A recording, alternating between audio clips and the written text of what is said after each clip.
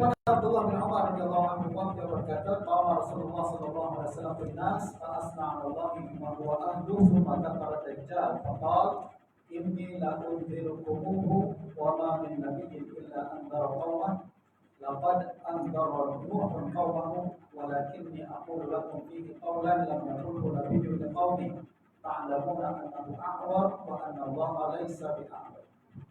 Suatu hari Rasulullah SAW berdiri di hadapan manusia, baginda memuji Allah dengan pujian selayaknya lalu bercerita tentang Dajjal.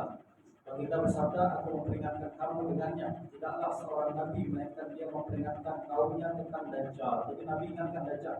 Dajjal ini dari dulu Nabi ingatkan, hati-hati Dajjal, hati-hati Dajjal. Dan itu termasuk Nabi kita yang terakhir. Nabi ingatkan. Nuh telah memperingatkan kaumnya, akan tapi aku akan mengatakan sesuatu yang tidak pernah dikatakan Nabi terdahulu kepada kaumnya. Ketahuilah bahwa dia buta sebelah mata akwar, bahwa dia akwar. Akwar ini tentu secara bahasa maknanya adalah orang punya dua mata, satu boleh buka, satu tak boleh buka. Itu namanya akwar. Kata Nabi, Dajjal akwar dan Allah tidak akwar. Allah tidak akwar. Apa makna hadis ini kalau kita paham secara literal? Maknanya Allah punya dua biji mata. Allah punya dua mata. Macam Dajjal. Dajjal berdua mata, Allah punya dua mata. Mata Dajjal satu tak boleh berfungsi, mata Allah dua-dua berfungsi. Itu secara literal kita. Itu sebabnya setengah ulama ada yang menetapkan dengan hadis ini bahwa Allah punya dua mata. Padahal Quran semua dua mata. Ada lafaz Quran kata Allah dua mata.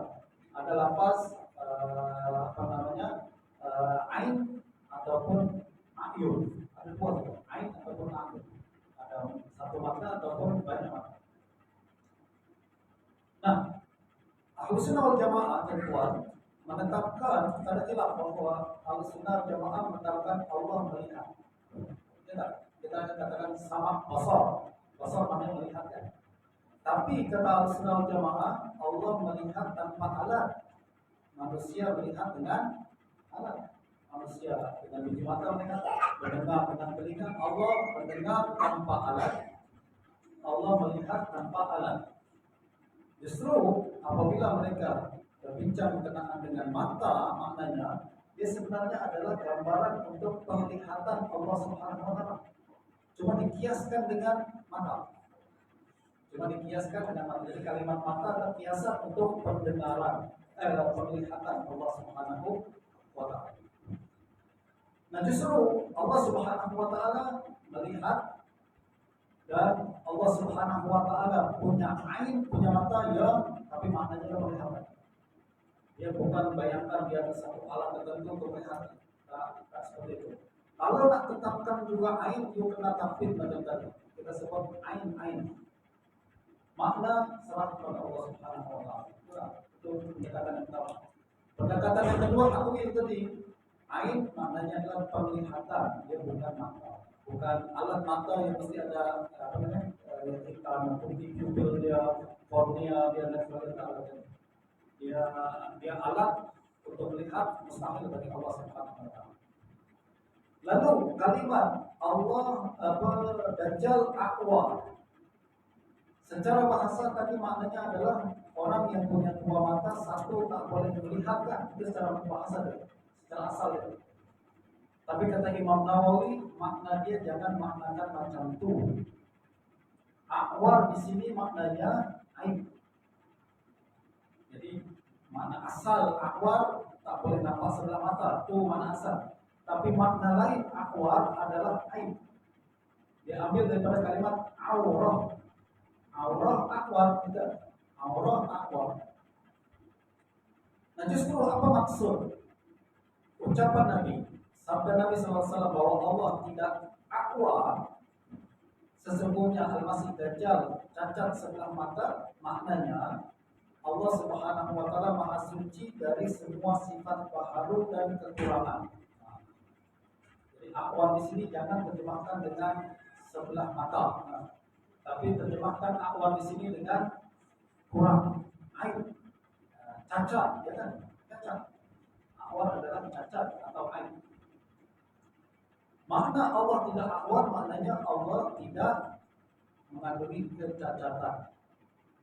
Sedangkan Dajjal cacat rupa dia sangat nampak.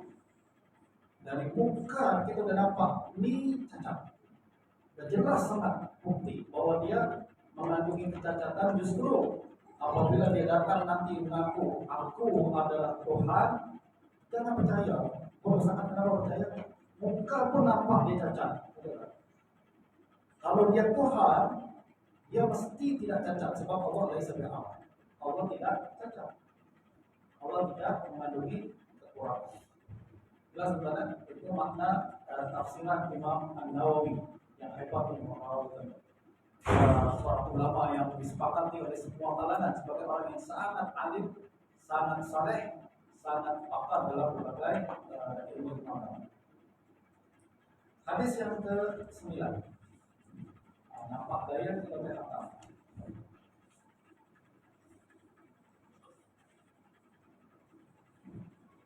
124, pesanan 124 daripada Abu Musa al-Asy'ari radhiyallahu anhu. Rasulullah SAW bersabda, Inna Allah azza wa jalla yabsutu yadahu bil-lail liyatuba musii'un nahar wa yabsutu yadahu bin-nahar liyatuba musii'ul lail hatta tatlu'a asy-syamsu min maghribin nahar. Sungguhnya Allah azza wa jalla membuka tangannya pada waktu malam untuk menerima taubat pelaku dosa di siang hari. Dia membuka tangannya pada waktu siang untuk menerima taubat pelaku dosa di malam hari. Semua ini terus berlaku hingga terbit matahari dari arah barat. Oke, kita coba ketepikan dulu perbahasan berkenaan dengan hadis 4. Kita nak nampak apa message utama Nabi. Jadi kalau Nabi cakap kepada kita pada hari ini, katakan Allah membuka tangannya untuk pelaku dosa di waktu malam, dan Allah membuka tangannya untuk pelaku dosa di waktu siang, dan perkara itu akan berdosa hingga ke akhir zaman. Apa poin utama Nabi nak disampaikan kepada kita? Apa message utama Nabi? Galakan untuk taubat. Tak ada poin. Maksud utama Nabi adalah nak menetapkan Allah punya tangan. Siapa kata begitu? Betul. Itu sebabnya mazhab salaf kata Imam Baihaqi tadi, maksud utama Nabi itulah yang dipahami oleh salaf. Dia tak fokus kepada isu-isu bentuk-bentuk perkataan secara spesifik. Dia nak poin utama dia. Itu sebabnya bila dengar kata ini, dia bukan nak kata Nabi, nak kata Nabi Allah punya tangan. Cuma yang mereka paham Nabi bukan nak kata itu. Nabi nak kata kita peluang taubat akan terus terbuka setiap hari, setiap malam sampai akhir zaman. Kalau kita fokus kepada message utama Nabi macam ini sejak dulu sampai sekarang, tak ada lain-lain. Tak perlu berkelahi pun. Yang ada adalah kita sebarkan rahmat. Tengok orang yang berdosa, tengok katakan awal dengan putus asa. Taubat selalu buka.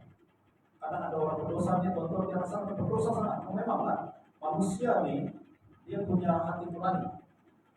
Dia punya hati nurani, dia punya fitrah. Apabila dia buat salah, dia rasa salah. Mungkin dia coba abaikan fitrah dia, sebab dia tak biasa atau kawan-kawan malu dengan sebab biasanya orang berdosa ni karena peer pressure tu kan. Kawan-kawan buat semua takkan saya tak buat ni. Semua merokok saya tak merokok, tak sedap. Semua minum arak saya tak merokok, tak minum arak tak sedap. Malu dan sebagainya kan. Pada awal kita rasa dosa, tapi lama-kelamaan dia akan tutupi fitrah tersebut. Tapi satu hari nanti Allah boleh buka semula fitrah. Dia akan rasa macam malu sangat. Dan sampai pada satu keadaan di mana dia rasa macam Tuhan mungkin tak akan ampunkan saya. Dosa saya terlalu banyak besar. Saya kotor sangat. Tak mungkinlah Allah taubat bagi peluang untuk taubat. Dan kisah kenal dengan orang yang bunuh 99 orang macam itu kan. Dia datang kepada rahib dan dia katakan saya terbunuh 99 orang. Saya rasa ini dosa yang tak diampuni lah. Dia banyak sangat. Dia belum tahu Netanyahu dah bunuh 100 ribu orang lebih. Dia baru 99. Rasa macam salah sangat. Dia jumpa terakhir dia katakan, Ada tak peluang taubat? Oh, rahim ini utama nih. Dia kata, awak kesenangan orang dosa betul-betul ya tahu. Tak ada taubat buat awak. Yang bermarah tambah di 100. Itulah hati-hati berfatwa tentang ilmu bagaimana silam hari bulan kita kena tembak oleh orang. Nah, apabila dia pergi kepada orang yang alim, baru orang ini bagi tahu dia. Siapa yang betul taubat? Allah buka taubat. Nah ini hadis menyokong perkara itu. Message utama Nabi adalah jangan pernah tutup itu taubat. Peluang orang seburuk apapun, dosa sebesar apapun, jangan kata you ahli neraka. Kalau pernah dia masih ada nafas, ada peluang untuk taubat. Ada nafas, ada peluang untuk taubat. Itu idea dia, betul tak? That's why message Islam cantik. Pada zaman salaf dulu Islam menyebar cepat, laju zaman. Macam yang berlaku sekarang di barat. Apabila perbincangan fokus pada mazhab-mazhab ni kan, aliran-aliran ni, dakwah keluar. Tapi apabila perbincangan kita kepada fokus kepada mazhab-mazhab, akhirnya stuck dalam perbincangan itu. Dalam tempat kita pun telah bisa sama lain. Cuma dalam nampak kecintaan Islam. Oke. Itu peluang utama, message utama nih. Tapi kita terpaksa bincang juga apabila orang telah silap paham. Orang telah keliru, katakan ini menunjukkan ada sifat tangan yang seolah-olah dia adalah anggota tubuh atau penetapan anggota tubuh bagi Allah Subhanahu wa taala. Nah, justru terpaksa kita explain. Tadinya Imam Nawawi kata dalam kitab Sahih Muslim, "Fabastul yad isti'aratun fi qabulit taubah." Membuka tangan maknanya adalah isti'arah atau kiasan untuk penerimaan taubat. Nanti kita juga kan, kalau ada orang kata, "Ustaz, boleh tak saya balik lagi mengaji sama Ustaz?" Oh, silakan. Saya akan sambut dengan tangan terbuka. Boleh tak?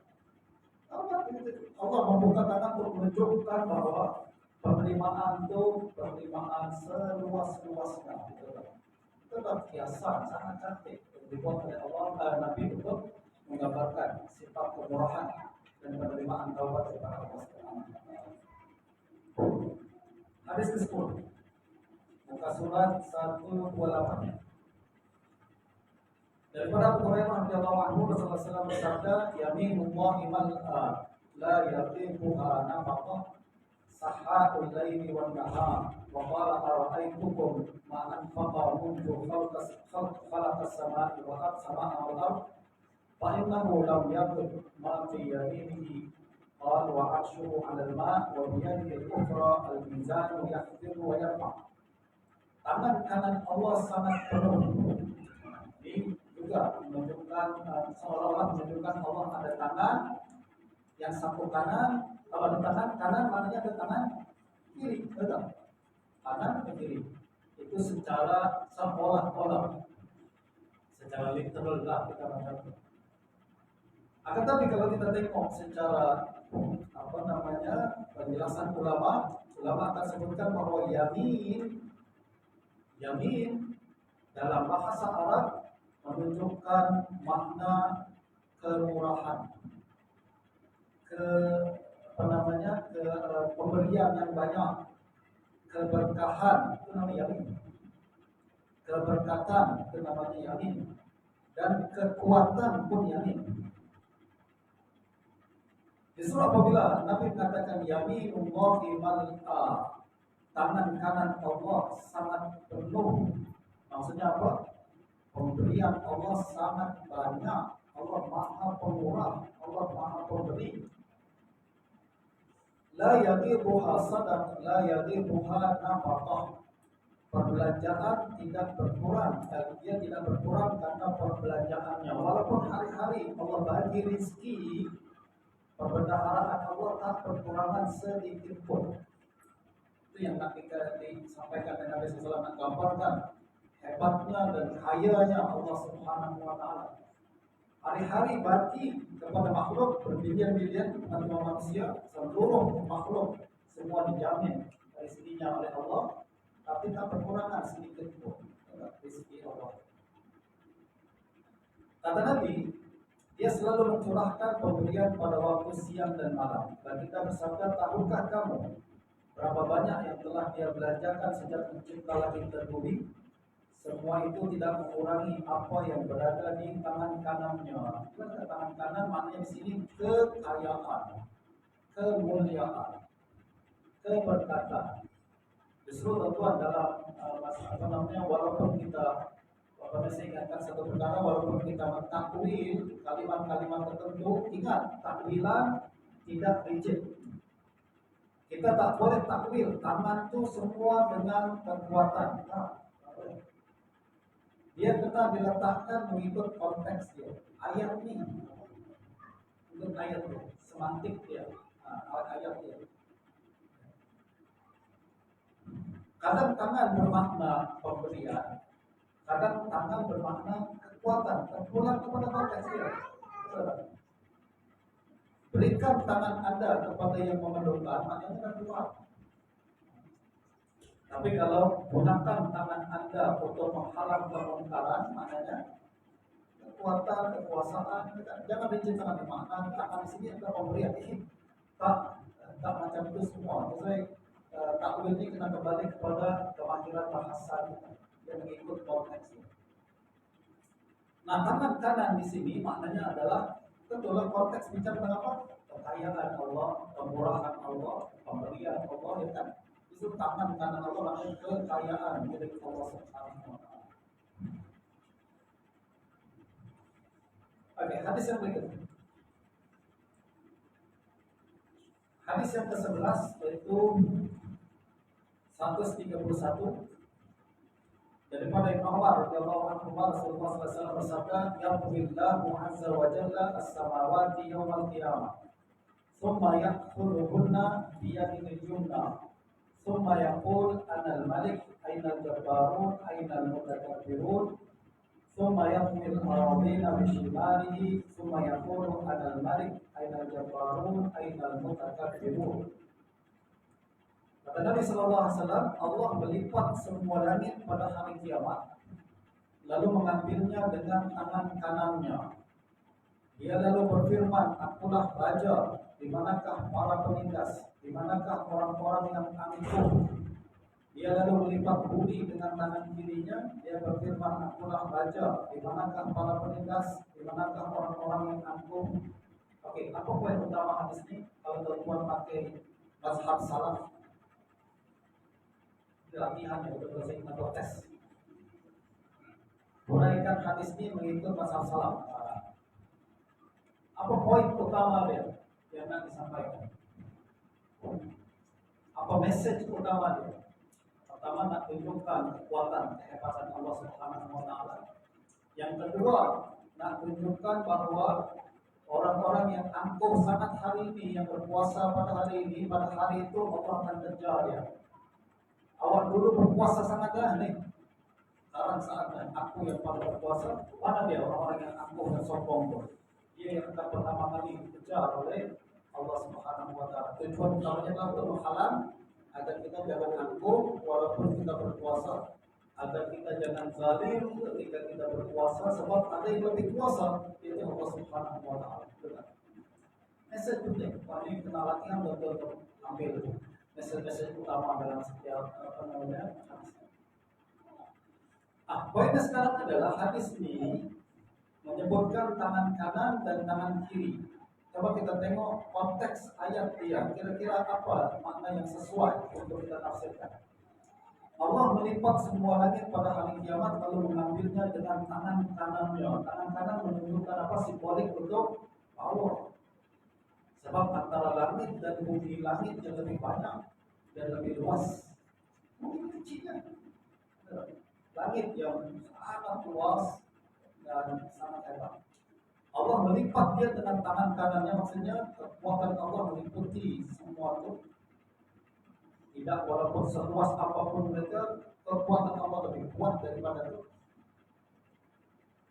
Lalu juga Allah menyebutkan tangan kirinya. Allah melipat bumi dengan tangan kirinya. Ini untuk menunjukkan bahwa bumi ini lebih kecil daripada langit. Jadi tak diperlukan tangan kanan untuk melakukan untuk melipat bumi ini simple saja. Itu kalau kita sahihkan kalimat tangan kiri. Sebenarnya tuan-tuan, tangan kiri adalah selalu diasosiasikan dengan kelemahan. Kanan kiri, kanan kuat, kiri lemah. Dan sebutan tangan kiri tak ada dalam Quran, tak ada dalam hadis sahih yang lain, tak ada dalam ijma. Tak ada ijma ulama katakan Allah punya tangan kiri. Hadis ini satu-satunya yang menyebutkan tangan kiri bagi Allah Subhanahu wa taala.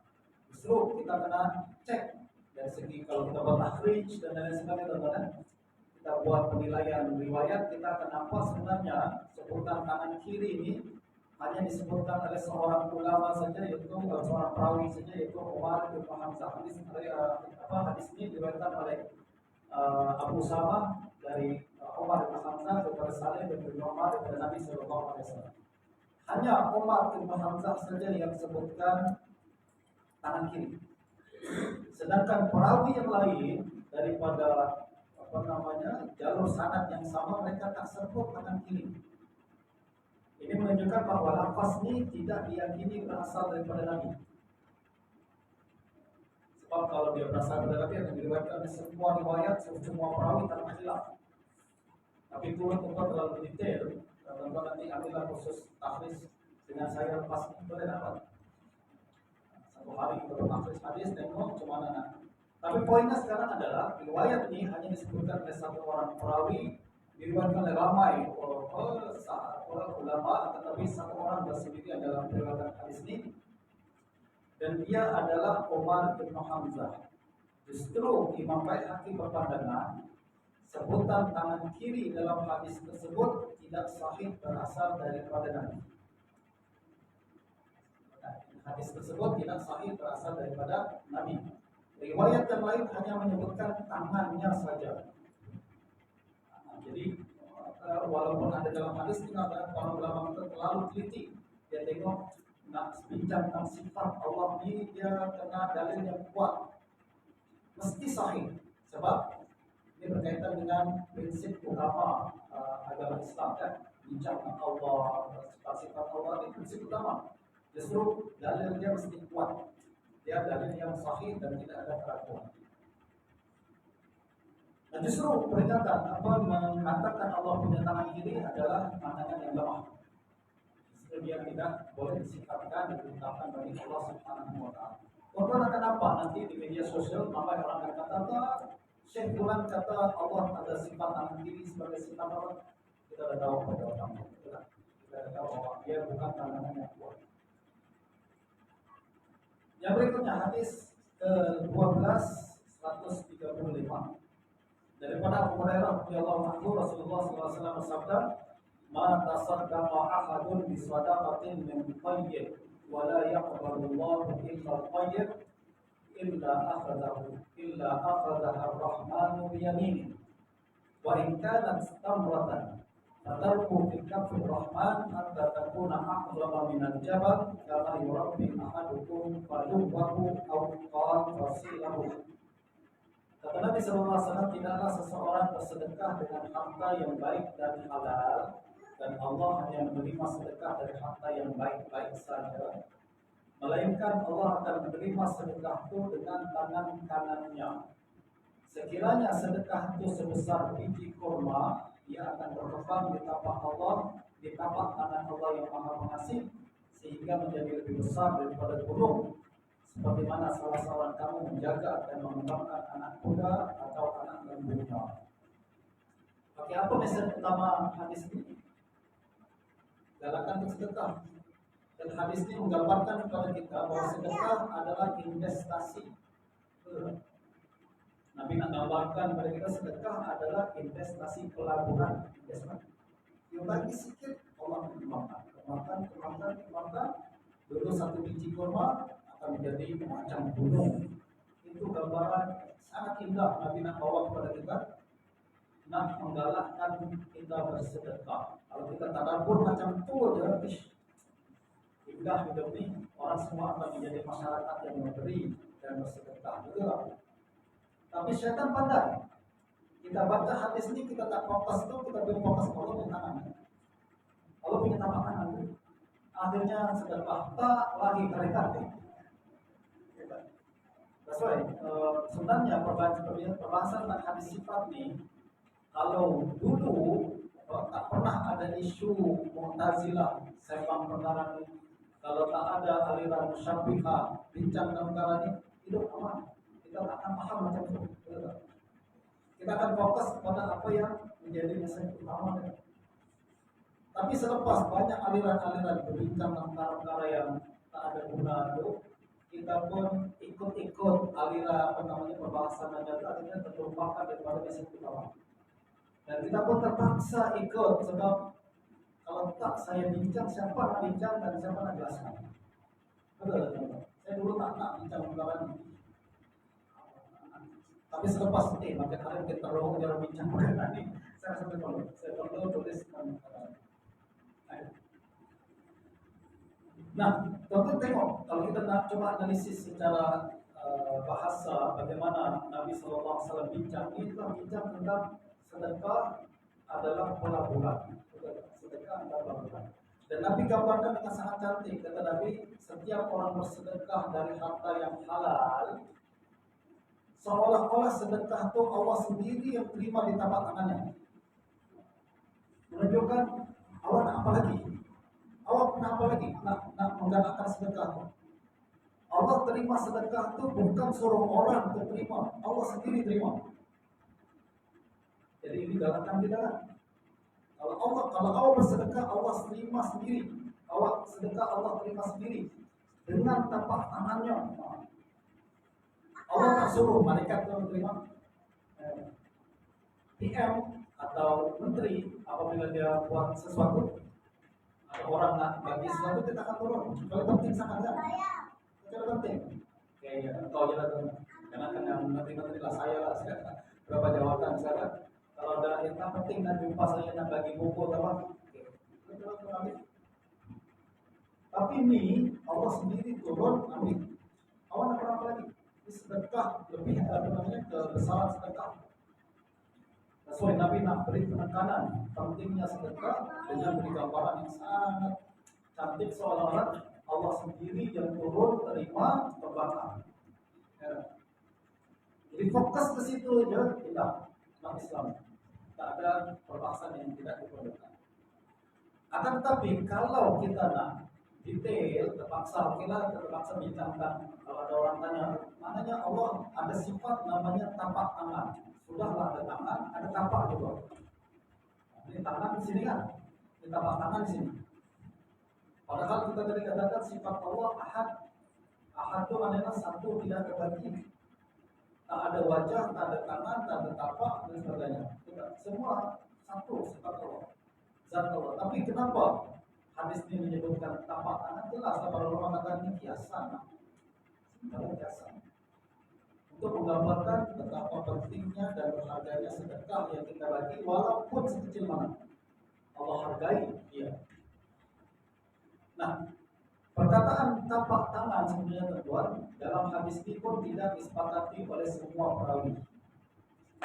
Ada perawi yang sebut, ada perawi yang tak sebut. Ada perawi yang sebut, ada yang perawi tak sebut. Justru dia bukan satu perkara yang pasti bahwa dia adalah sesuatu sifat dari Allah Subhanahu wa taala.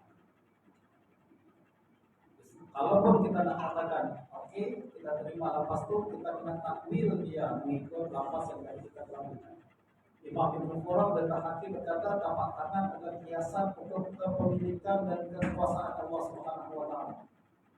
Imam Al-Mazari, seorang ahli hadis dan fikih yang sangat hebat di Andalus, mengatakan tapak tangan adalah kiasan untuk penerimaan. Ya kan? Tadi kita cakap Allah menerimanya dengan tapak tangan yang maksud direct, Allah terima. Penerimaan secara direct dari Allah Subhanahu wa taala. Jelas dari konteks. Hadis yang berikutnya, hadis yang ke-13,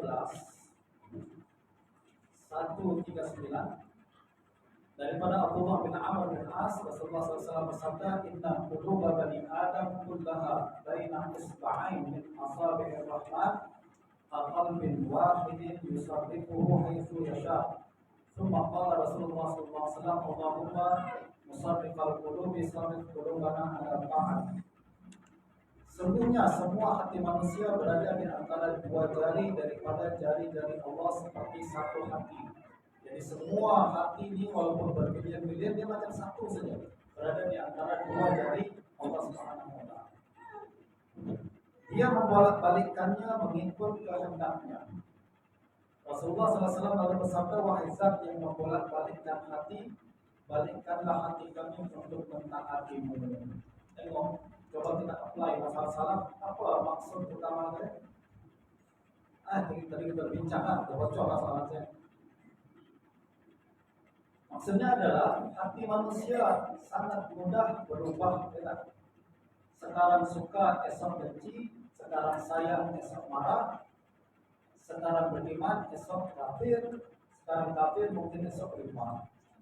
Semua berada di antara dua jari Allah. Sebab kalau kita pegang benda dengan dua jari, menunjukkan bahwa benda itu mudah sangat kita pegang. Kita goyang-goyang senang. Tak perlu usaha, tak ada kekuatan. Maknanya dua jari di antara dua jari, hati di antara dua jari Allah bermakna hati sangat mudah berubah, sangat senang Allah tukar kalau Allah berkehendak. Itu sebabnya Nabi berkata selepas itu, ya Allah yang suka membolak-balikkan hati, tetapkan hati saya ke dalam ketaatan. Jadi maksud utama Nabi adalah agar kita sedar realiti ini dan kita akan Allah kekalkan selalu.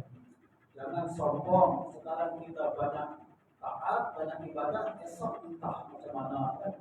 Si fulan sekarang banyak maksiat, jangan rendahkan, esok mungkin dia berubah. Nantilah masih Madinah sampaikan. Tapi kita berbahas mananya Allah menjadi, mananya ini hakikat, kita hakikat. Kalau tak ada perbincangan macam itu kita tak terpaksa. Tapi karena ada kekeliruan, kita jelaskan dan ulama telah jelaskan perkara ini tuan-tuan.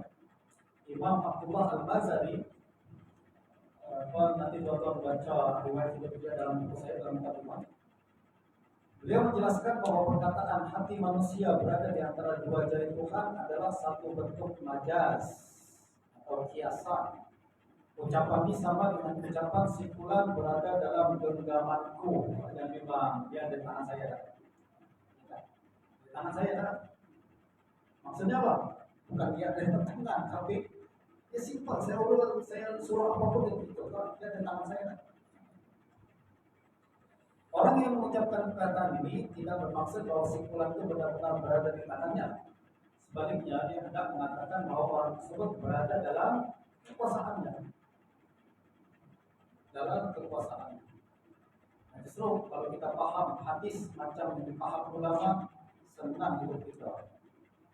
Hadis indah, cantik, tak ada kekeliruan. Justru sekali lagi saya ingatkan tuan-tuan, baca hadis kena rujuk syarah. Selama kita ada bincang perkara ini, kita tinggal rujuk saja. Jangan guna pahaman kita yang tak sempurna ini untuk memahami hadis Nabi yang begitu cantik dan begitu. Hadis yang ke-14, muka surat 145 di atas satu jari. Sebenarnya perbincangan ini panjang, saya pilih yang cantik, yang ringkas saja. Tuan-tuan boleh baca sendiri di rumah nanti, tengok apa yang saya sempat jelaskan, boleh tengok semua. Abdullah bin Mas'ud bercerita, "Ja'a rajulun ila Nabi sallallahu alaihi wasallam min ahli kitab, faqala ya Abul Qasim, inna Allaha yumsiku as-samawati 'ala isba' wal aradina 'ala isba' wasyajara wath-thara 'ala isba' wal khalaiqa 'ala isba' thumma yaqul ana al-malik ana al-malik." Ra'aitu an-nabiy sallallahu alaihi wasallam dhahika hatta badat nawajiduhu thumma qara'a wa ma qadara Allah haqqa qadrihi.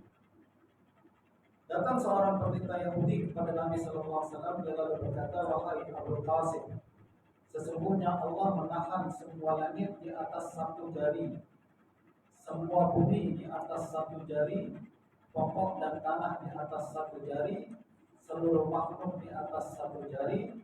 Allah lalu berfirman, aku raja, aku raja. Nanti dari hari kiamat tentu dunia katanya akan diletak semua langit dalam satu jari saja, bumi satu jari dan seterusnya. Kata Ibnu Mas'ud, aku melihat Nabi SAW tertawa sehingga terlihat gigi geramannya. Ketika lalu membaca firman Allah, mereka tidak menghargai Allah dengan sepatutnya hingga akhir ayat. Oke, hadis ini apa yang nak disampaikan? Pertama, Nabi bukan Nabi yang kata satu jari, satu jari, satu jari ya. Yang kata siapa? Pendeta Yahudi. Nabi hanya tertawa, melihat, mendengar ucapan itu. Soalan kita, tertawa Nabi tanda setuju atau tanda ingkar? Adakah Nabi senyum setuju atau Nabi senyum tanda tak setuju? Macam orang cakap pada Ustaz, saya nih Ustaz, kalau nak ambil ni senang aja Ustaz kita bersenyum. Apa tak hati kita? Iya ke? Atau oh senyum nanti kita setuju. Senyum itu banyak makna, betul? Senyum itu banyak tafsiran. Justru kalau ada orang senyum sama kita jangan happy sangat, karena tafsirannya berbeda. Nah, yang pertama adalah perbincangan berkenaan dengan ada satu riwayat mengatakan Nabi tersenyum karena hairan dan karena membenarkan. Ada riwayat dalam Sahih Bukhari. Karena benar, karena hairan dan membenarkan. Kalau sahih riwayat ini, maknanya Nabi mentakrir ucapan itu. Sunnah itu kan ada sunnah ucapan, perbuatan dan terap takdir kan. Jadi kalau Nabi senyum tanda setuju, maknanya Nabi benarkan ucapan tersebut. Nah soalannya adalah ucapan berkenaan dengan perkataan setuju tak setuju ini dikhilafkan dalam kalangan perawi. Ada yang mengatakan Nabi setuju, ada yang tak setuju. Untuk kita tengok dalam takhrij hadis, poinnya adalah tidak semua perawi mengatakan Nabi setuju. Hanya sebagian perawi saja mengatakan tak setuju. Lalu kalau secara sepintas lalu kita seolah-olah hadis ini kalaulah kita katakan Nabi setuju bermakna Nabi setuju Allah punya jari, dan jari berapa? 5 jari, langit 1 jari, bumi 1 jari, apalagi makhluk 1 jari. Dan ini ada setengah kalangan yang mengatakan maknanya Allah punya tangan, Allah punya tapak tangan, juga punya jari, apalagi yang kurang. Persis macam manusia, macam makhluk, betul. Ini yang ulama katakan kita boleh tafsiran macam itu. Itu tafsiran yang silap. Tadi kita tengok penjelasan pun tak macam itu. Lalu jari ini macam mana? Pertama, jari tak disebutkan dalam Quran. Dalam yang paling sahih di Quran, Al-Quran tak ada, hadis-hadis sahih pun yang lain tak ada, cuma di sini saja. Lalu kata Imam Al-Qurtubi, sekiranya kita menerima bahwa Nabi SAW membenarkan ucapan ini dan Nabi berkata kamu benar, maka ucapan ini bukan membenarkan ucapan, akan tapi membenarkan nukilan. Jadi okelah kita katakan riwayat yang mengatakan Nabi setuju itu sahih. Jadi Nabi senyum tanda setuju. Apa yang disetujui oleh Nabi? Adakah Nabi setuju bahwa Allah ada jari? Ataukah yang dimaksudkan adalah Nabi setuju bahwa itu yang ada dalam kitab Taurat? Sebab yang datang itu mereka Yahudi ya. Yahudi kata nanti di akhirat Allah akan datang, dunia datang 1 jari, langit 1 jari, dan 1 jari. Nabi senyum, setuju. Setuju apa? Setuju Allah ada jari? Atau setuju Allah letak alam di atas 1 jari? Atau setuju bahwa itu ada dalam kitab Taurat? Sebab ada kitab Yahudi yang sudah dirubah, ada yang tidak dirubah. Nah, kata Qurtubi, kemungkinan Nabi setuju bahwa itu ada dalam kitab Taurat. Bukan setuju itulah akidah Islam. Sebab saya katakan tadi, Yahudi akidah dia tak sih. Kemudian kita adalah tafsir sebagaimana dalam awal. Yakni Baginda menyatakan bahwa nukilan berita itu daripada kitabnya atau nabinya adalah benar. Pada saat itu kita memastikan bahwa makna zahir ucapan tersebut tidak dimaksudkan. Justru sama ada kita bertawakuf daripada takwil lalu menyerah atau takwil, atau kita menyatakan tafsiran yang disokong oleh bahasa Arab dan akal yang benar. Jadi kata Imam Nawawi, kalau kita katakan bahwa Nabi setuju, maknanya Nabi setuju itu ada dalam kitab awal. Lalu kita kena tafsir, kita kena ada dua pandangan di sini, sama ada takwil atau takwil sama.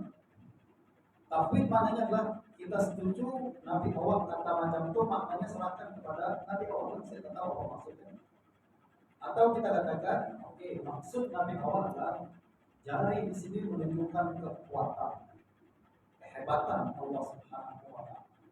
Allah meletakkan langit di atas bumi, maknanya di atas jari, maknanya Allah Maha Kuasa untuk melipat seluruh langit yang luas ini tanpa ada kesukaran sedikit pun. Macam kita angkat barang dalam satu jari, manusia angkat satu jari, susah pun.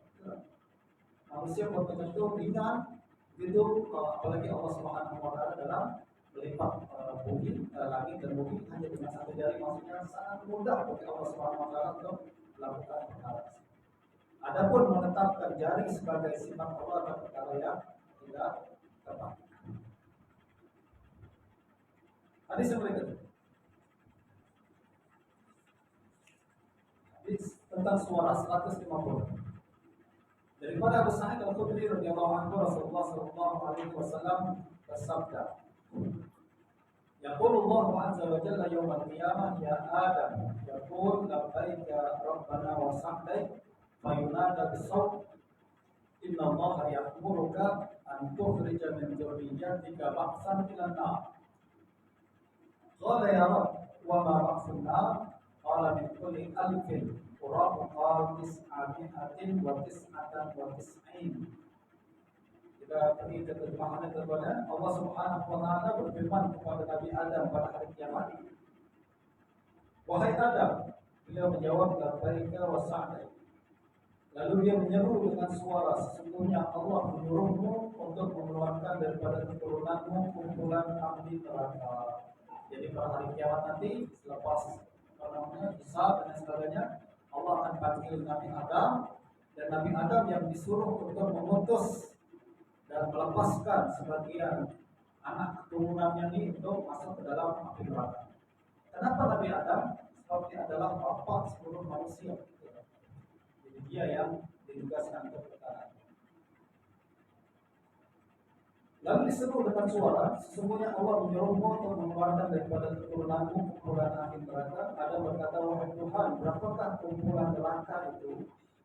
Allah menjawab, daripada 1000 orang. Perawi berkata, menyangka dia berkata adalah 999 orang. Jadi dalam 1000 orang, ahli neraka adalah 999. Satu yang tak masuk neraka. Pada hari ini, perempuan yang mengandung melahirkan kandungannya, kepala budak kecil berubah, dan engkau melihat manusia dalam keadaan mabuk, padahal mereka tidak mabuk, tetapi karena kedahsyatan azab Allah. Maksudnya pada hari itu saat yang paling kritikal, saat yang paling menakutkan. Ucapan ini sangat berat diterima oleh para sahabat Nabi.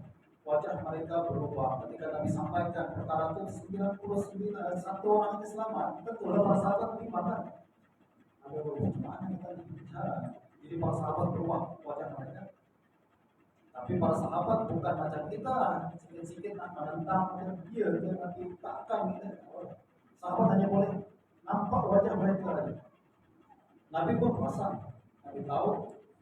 Nabi lalu bersabda, daripada kalangan Ya'juj dan Ma'juj 999 orang, dan daripada kalangan kamu seorang. Jadi kata Nabi, maksud 99 itu bukan seluruh manusia. Dari kalangan Ya'juj Ma'juj itu terlalu banyak mereka. Jadi 90% Ya'juj ditutupi oleh kalangan Ya'juj Ma'juj. Kamu pada hari itu seperti seutas rambut hitam pada tubuh seekor lembu putih, atau seperti rambut putih pada tubuh seekor lembu hitam. Aku berharap kamu akan menjadi seperempat ahli surga. Karena pada hari itu bilangan manusia sangat sedikit, macam bulu putih dalam lembu hitam. Lembu hitam ada bulu putih sedikit. Nah, maknanya bilangan manusia macam itu. Aku berharap kamu akan menjadi seperempat ahli surga. Kata Nabi, kamu nih ahli orang Islam akan menjadi seperempat ahli surga. Kami bertakbir, para sahabat, Allahu Akbar. Baginda lalu bersabda lagi, sepertiga ahli surga. Tambah lagi bilangan, dari seperempat kepada sepertiga ahli surga. Kami bertakbir, baginda lalu bersabda, setengah ahli surga. Kami bertakbir. Kami katakan umat Islam akan jadi setengah ahli surga. Kenapa? Sebab umat Islam kan yang paling ramai kan. Umat Nabi, setiap Nabi diutus untuk umatnya sendiri. Jadi bilangan mereka paling banyak pun macam Nabi Musa dan Nabi Isa. Tapi umat Islam akan paling ramai sejak zaman Nabi hingga ke akhir zaman. Jadi itu sebabnya kata Nabi seperempat, Allah bagi tahu lagi sepertiga, kalau Nabi beritahu lagi hingga setengah ahli surga. Nah, hadis ini ada ucapan fayunada bis-saut. Jadi Allah berfirman kepada Nabi Adam, wahai Adam, dan kawasan naik, lalu diseru dengan suara. Jadi, adakah maksud suara di sini maknanya suara Allah ataukah suara makhluk? Adakah Allah bercakap dengan suara? Ahlussunnah wal Jamaah teman-teman sekali lagi tadi katakan Allah Subhanahu wa taala berkata-kata, tapi tidak dengan alat. Allah mendengar tidak dengan alat. Allah melihat tidak dengan alat. Ya kan? Makhluk aja mendengar dengan alat, melihat dengan alat, berkata-kata dengan alat, dengan suara, dengan huruf, dengan lidah, dengan mulut. Kita jangan bayangkan seperti itu bagi Allah Subhanahu wa taala. Kita menetapkan Allah berkata-kata, punya sifat kalam. Ya, betul. Ini kesepakatan Ahlussunnah wal Jamaah. Allah punya sifat kalam, qadim, pada zat Allah Subhanahu wa taala, tapi tidak berkata-kata dengan alat. Allah tak berkata-kata dengan suara, tidak berkata-kata dengan huruf, apalagi dengan lidah ataupun mulut. Nah, hadis ini menyebutkan suara. Macam mana? Adakah menjadi dalil bahwa Allah Subhanahu wa taala bercakap dengan suara? Dari segi periwayatan tuan-tuan, dari segi ilmu hadis, dari segi periwayatan, ucapan sebutan suara hanya disebutkan oleh seorang perawi saja, yaitu Hafs bin Qiyas daripada Al-A'mash, sedangkan murid-murid A'mash yang lain tak sebut pun suara. Itu kalau kita nak belajar ilmu hadis dalam, kita kenapa bahwa ini lafaz yang bermasalah. Justru kata Imam Baihaqi, hadis sebutan suara dalam hadis ini akan tabarruk Hafs bin Qiyas, justru dia tidak sah. Walaupun ada dalam setengah riwayatannya. Jadi kata Imam Baihaqi, hadis yang macam ini tak boleh menjadi dalil untuk menetapkan sifat Allah Subhanahu wa taala. Tuan-tuan, ingat mazhab Asy'ari cuma ahli kalam dan ramai dengan hadis namanya yang dalam pembahasan mereka dalam hadis. Mereka tahu ilal hadis macam mana, perawi sifat macam mana, riwayatan yang sahih yang lain macam mana. Nah, justru menurut akidah mazhab Asy'ari, sekali lagi Allah bercakap-cakap kalam tidak dengan suara, tapi mazhab Hanbali menetapkan Allah berkata-kata dengan saut, tapi mereka takut. Mereka tak serahkan, mereka yang menetapkan saut, tapi serahkan kepada Allah Subhanahu wa taala. Adalah mereka punya pendekatan apa yang ada dalam hadis kita akan terima atau tidak. Tapi mazhab Asy'ari sekali lagi dia katakan saut tidak sahih. Lagipun saut menetapkan kaifiyat, kita sepakat bahwa sifat Allah bila kaif, betul tak? Bila kaif maknanya kita tetapkan tanpa persoalan bagaimana. Kita hanya menetapkan Allah melihat, jangan tanya bagaimana. Kita menetapkan Allah berkata-kata tanpa ucapan bagaimana. Hadis yang ke-16, ada 5 menit. Daripada Abu Hurairah radhiyallahu anhu, Rasulullah SAW bersabda, hadis buka surat 156, khalaqallahu al-khalq falamma faragha minhu qamatir rahim fa'akhadhat bihaqqir rahman faqala lahu mah qalat hadha maqamul a'id bika min al-qadi'ah qal ala tardaina an asila man wasalaki wa aqta'a man qata'aki qalat bala ya rasul ya rabb qala fadat qala Abu Hurairah iqra'u in syi'tum wa hal asaitum in tawallaitum an tufsidu fil ardi wa tuqatti'u arhamakum. Kata Nabi SAW, Allah menciptakan makhluk, selepas selesai rahim bangkit lalu menarik pinggang Allah yang maha penyayang. Jadi selepas Allah ciptakan seluruh makhluk, rahim bangkit tarik pinggang Allah. Soalan, rahim itu apa? Kalau kita sebut silaturahim, menyambung silaturahim. Rahim itu benda ke atau abstrak? Dia konkret ke atau abstrak? Abstrak kan? Tali kekeluargaan, persaudaraan, dia bukan benda, dia abstrak. Betul. Saya adik-beradik dengan si fulan, saya ada ikatan silaturahim. Saya nak tengok talinya bagaimana? Kalau tadi sebut ikatan kan? Itu bukan tali, ini benda abstrak. Benda abstrak. Rahim adalah benda abstrak. Dia bukan rahim tempat anak ya dalam perut. Tetapi rahim ini adalah ikatan persaudaraan. Nah, dalam di sini hadis ini Nabi banyak mengatakan Allah selepas menciptakan semua makhluk, rahim bangkit. Tapi benda abstrak nih, Nabi nak cerita tentang benda abstrak yang seolah-olah digambarkan macam benda konkret. Ini kalau dokter belajar apa namanya, balaghah disebut sebagai personifikasi, gitu kan? Benda yang abstrak nampak macam benda betul. Nah, rahim bangkit lalu tarik pinggang Allah Subhanahu wa taala. Orang katakan maknanya Allah punya pinggang. Adakah itu yang dimaksud? Awak jangan balik ke dalam sana. Tengoklah apa yang telah ditawarkan. Nah, jadi seolah-olah Nabi nak gambarkan bahwa Allah Subhanahu wa taala macam seorang manusia dan rahim macam orang yang perlukan sangat perlindungan. Orang kalau sudah despot terpaksa, dia akan minta dengan paksa, betul tak? Dia tarik baju kita. Pinggang ini maksudnya bukan pinggang, tapi kain sarung kan diletak di pinggang kan. Jadi dia tarikkan pinggangnya. Ini maknanya menunjukkan dia sangat despot minta perlindungan. Macam orang yang sudah sangat susah. Jadi dia tarik orang tersebut. Tarik. Dia kata, mah, apa halangannya? Mah, apa masalahnya? Dia lalu mengatakan, aku berlindung daripada diputuskan Allah. Saya ada satu permintaan. Permintaan saya adalah saya sangat minta perlindungan. Jangan sampai orang putuskan saya. Ini menunjukkan bahwa rahim sangat kejar. Ya? Betul lah dalam sekarang. Rahim ini siapa nak jaga? Rahim ini siapa menjaga? Kalau anak sambung silaturahim dengan ayah dia, siapa nak hukumnya?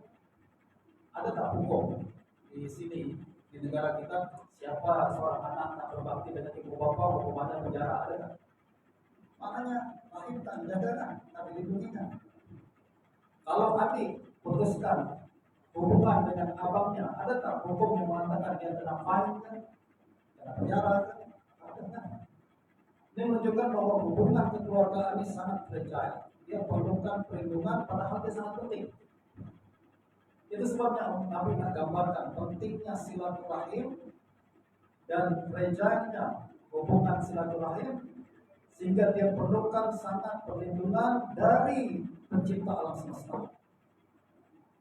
Sebab kalau tak ada rahim dijaga di dunia ini, tengok apa yang berlaku di barat, anak umur 18 tahun macam tak kenal bapa dia. Kena cemah dia lah, jangan bincang tentang berbakti lah. Itu perkara yang sangat rare di barat sebenarnya. Tapi alhamdulillah di Islam masih ada. Kenapa? Sebab rahim dilindungi oleh Allah Subhanahu wa taala. Ini menunjukkan bahwa silaturahim sangat fragile, sangat bahasa Melayu kita fragile. Saya guna bahasa kampung saya sangat rapuh. Betul tak? Rahim sangat rapuh. Justru dia perlukan perlindungan daripada Allah Subhanahu wa taala. Saya tengok hadis ini selalu kenapa Allah hebatnya baginda Nabi dalam melakukan perkara yang sangat yang abstrak ini dengan benda yang nampak di depan mata kita. Kalau Nabi bicara tentang rahim adalah ikatan kesaudaraan antara laki, antara anak dengan ayah, anak dengan bapa, ibu bapa dia, adik dia, Allah boleh maafkan.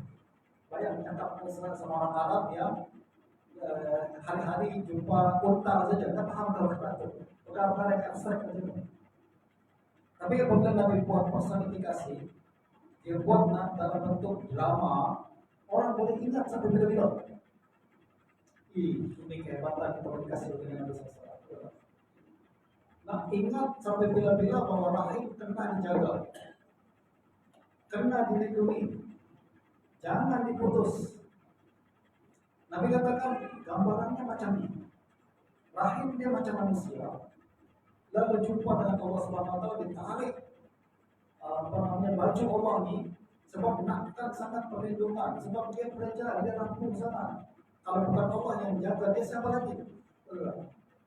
Akhirnya Allah pun berkata, okey, ala tardai an asila man wasalaki wa aqta'a man qata'aki. Okey, tidakkah engkau puas sekiranya aku akan menyambung orang yang menyambungmu dan memutuskan orang yang memutuskanmu? Okey, saya akan buat satu aturan untuk menjaga awak. Apa dia? Siapa yang menyambung engkau silaturahim, aku akan sambung dia. Siapa yang putuskan engkau, aku akan putuskan dia. Hebatnya. Siapa yang sambung silaturahim, Allah akan sambung dia. Maknanya apa Allah sambung dia tu? Sebagaimana engkau menjaga hubungan dengan ibu bapa, aku akan jaga hubunganmu dengan.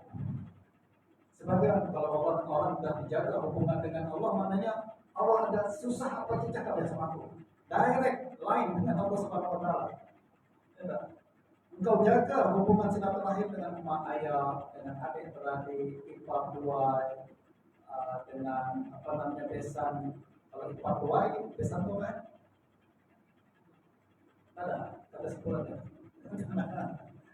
Jadi kalau engkau jaga silaturahim itu, seolah-olah engkau punya direct line dengan Allah Subhanahu wa taala. Engkau nanti apa saja buat, apa saja kasih.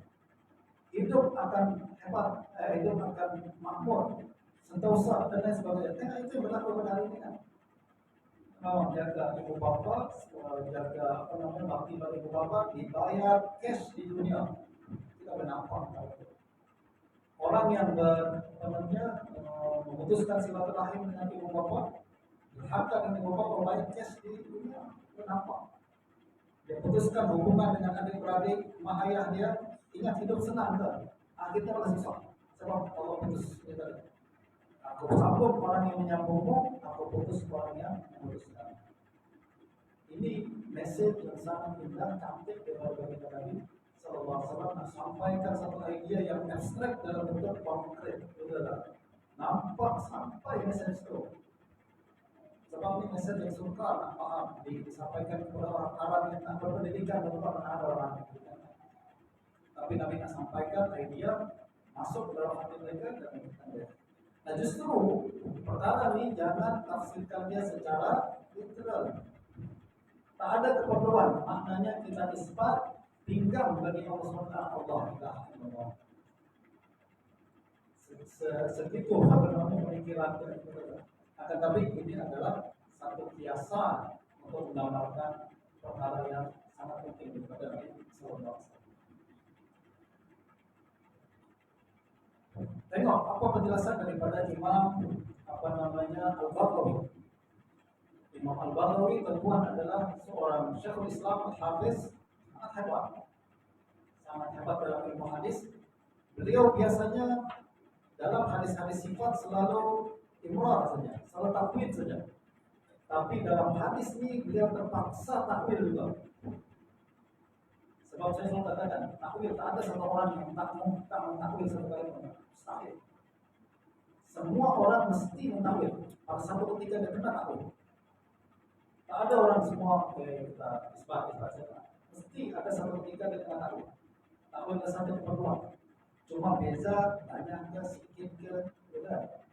Dan ada orang yang mengatakan ini takwil, ada orang yang mentakwil katakan ini bukan takwil. Nah, itu beza dia. Ada yang takwil kata ini takwil, jadi saya mentakwil secara jelas-jelas. Ada yang mentakwil tapi dia kata ini bukan takwil, ini tafsir.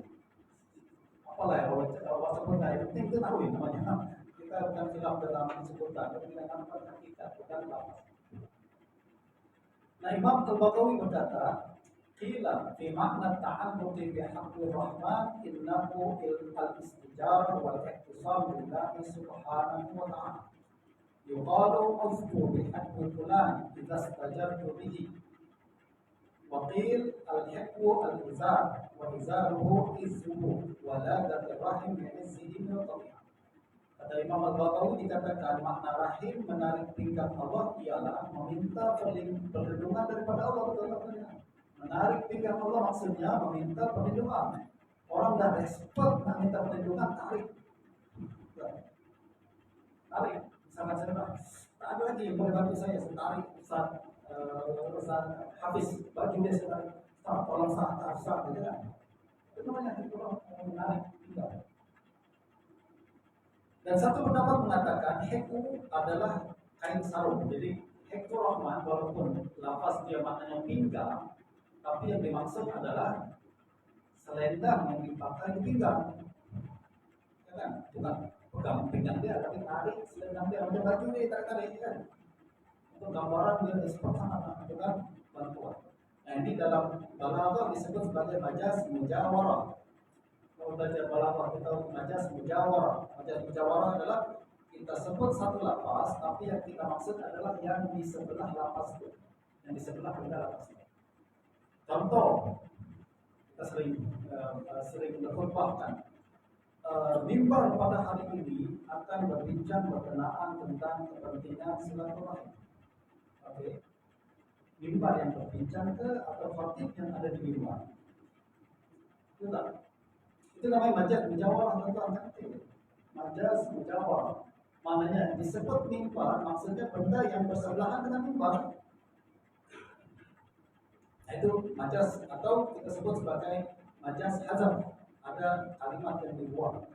Mimbar pada hari ini akan berbincang, maksudnya orang yang berdiri di atas mimbar pada hari ini akan berbincang. Ada lafaz yang dibuang. Nah gitu juga. Kalau tumpul belajar balaghah cuma cantik. Maknanya sebelum kita rehat nih, pesanan saya adalah pelajari ilmu hadis secara mendalam agar kita tahu sahih dan dhaif, kalimat mana yang betul, lafaz nabi dan bukan. Yang kedua belajar balaghah. Nah, kan? Belajar balaghah untuk tengok keindahan hadis nabi dengan secara mendalam. Kita rehat dulu teman-teman. Alhamdulillah kita sudah baca hingga hadis ke-16, tinggal setengah hadis setengah pembahasan lagi. Dan kita selesaikan selepasnya. Sallallahu alaihi wasallam. Assalamualaikum warahmatullahi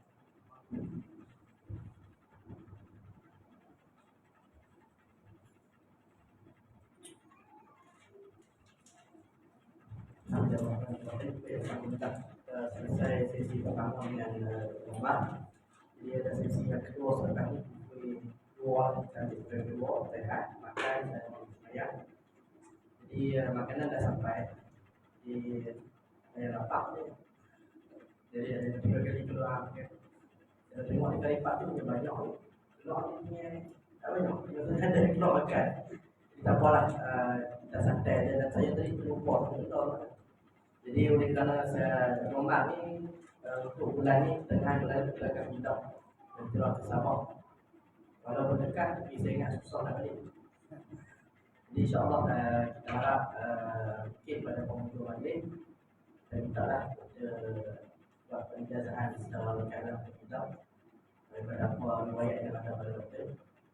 Jadi kita tak ada hadis pun dengan sanad tu. Ia lagi mengukur dalam hubungan kalau kita dengan doktor supaya kalau berjauhan tapi adalah ikatan rohani yang sama kita dengan doktor, insyaAllah. Jadi saya ingat kita tak panjang apa nama pembahasan dan live tadi kita putih bagikan kawan-kawan kita yang berjuang dalam Alhamdulillah kita main kita bergunung tadi.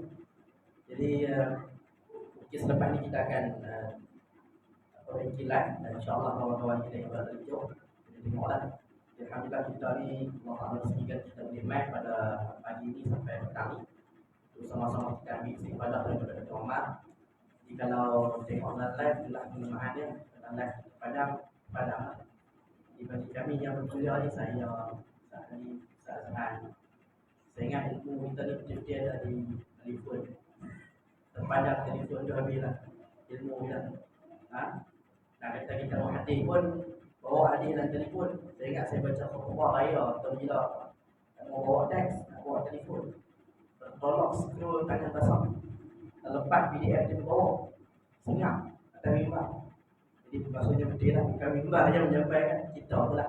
Jadi kelemahan kita itulah dari segi teknologi ni walaupun betul tapi kadang-kadang tak menyenangkan juga lah. InsyaAllah makan dah sampai. Jadi kita makan dulu. Soal pukul 1.30 kan. Tempat kita makan kemudian selesai solat kita rehat sat. Pukul 2 tempat kita mula solat. Jadi insyaAllah lepas kita lebih kurang boleh dah